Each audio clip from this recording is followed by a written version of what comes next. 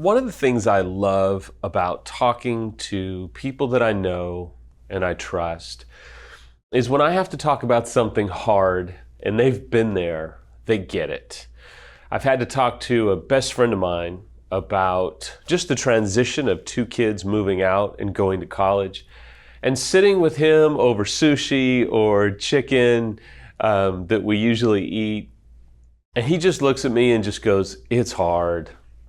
It's just hard."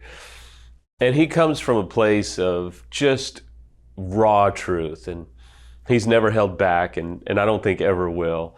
And I love him to death, but there's a look in his eye that I know he feels what I'm feeling.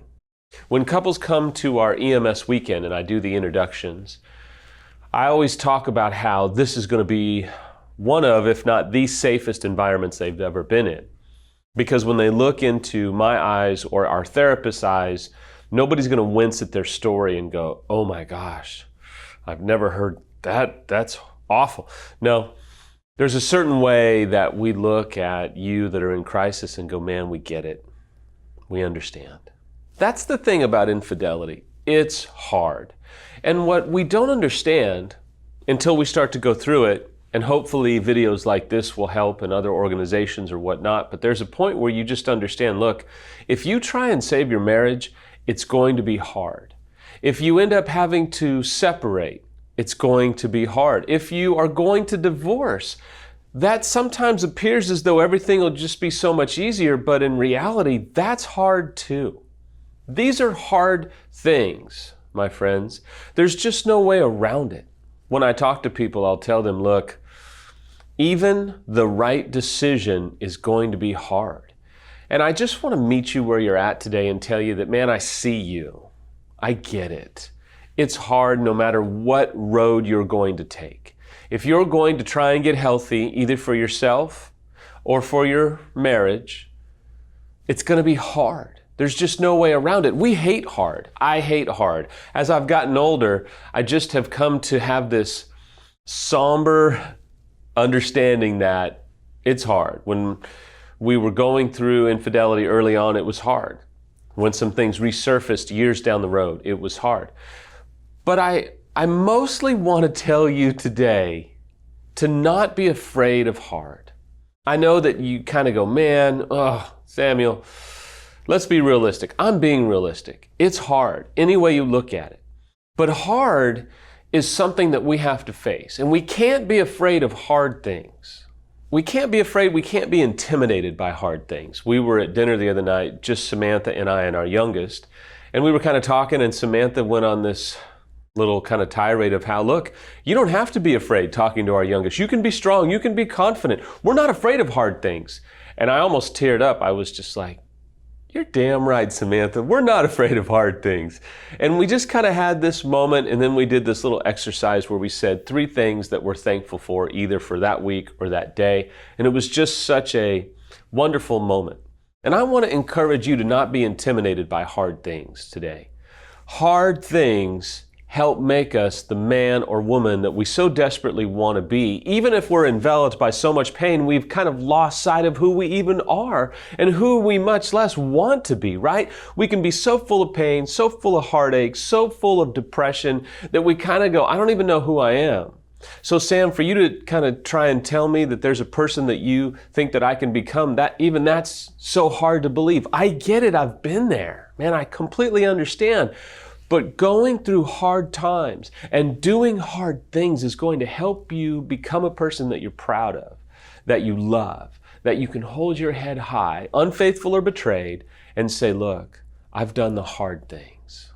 Hard helps our character because we're not afraid to do the hard things, and we'll do the tough things, and it makes us strong. It makes us confident. It makes us resilient.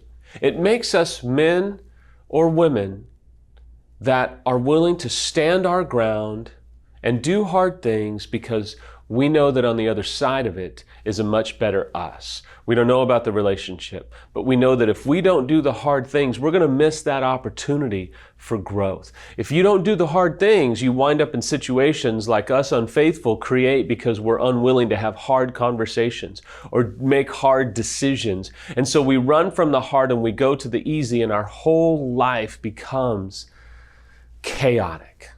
Doing hard things helps our endurance as a man or a woman. Because as we do a hard thing and we conquer it and we overcome it, maybe it's going to a group, maybe it's a therapy session, maybe it's having a tough conversation with your spouse or partner, maybe it's doing something like this and watching videos, but we do a hard thing and we realize, hey, I did that. I'm going to do it again. I'm going to do more. I'm going to go to more therapy. I'm going to do more hard things because, I had to have some bravery and I did it, and it's going to produce endurance inside of you. And I promise you, if you're going to do repair work of any kind for yourself or for your relationship, you're going to need endurance. Doing hard things helps our journey because we can look back and see the hard things that we've done and that we've overcome and be proud of ourselves. We can hold our head high. We can look back. And I'll tell you honestly, I can look back over some very hard things and say, man, that was hard as hell. I'm proud of myself. Now, I know some of you might go, dude, you had an affair. You caused so much damage. Yeah, absolutely. But I'm not living there. That's over.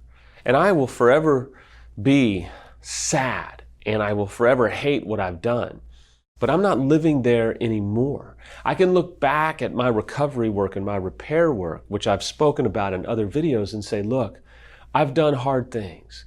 I've faced the music. I can face these tough times that I'm facing in everyday regular life now because I can look back upon my journey and say, I didn't run from the hard things.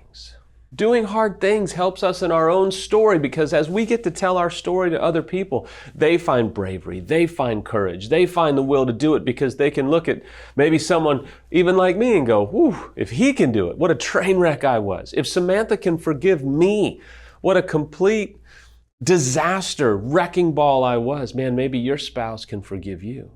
See, if we'll do the hard things and not run or be intimidated or captivated by the hard things, we produce a story that we can share with others to inspire them to keep going as well. Facing and overcoming hard things gives us passion. And you don't fight about what you're not passionate about. You're going to have to be passionate about your future, about your own recovery. And you can do the hard things. You can confront the darkness inside of you. You can face the music of what you've done. Face it head on and say, man, I'm not going to run anymore. I'm going to face this. I'm going to deal with it, whatever the consequences are, because I'm going to do these hard things. I'm going to do this hard thing because my future, maybe even my relationship, depends upon it. If you're watching a video like this, I know you're facing a hard thing. And like Samantha said to us that one night at the dinner table, look, do a hard thing today. I don't know what that hard thing is. Maybe turn this video off, reach out to your partner or spouse, maybe do some reflection on what you need to face in your own heart, in your own character, in your own life. You can do hard things. I know that you can. If I can, you can.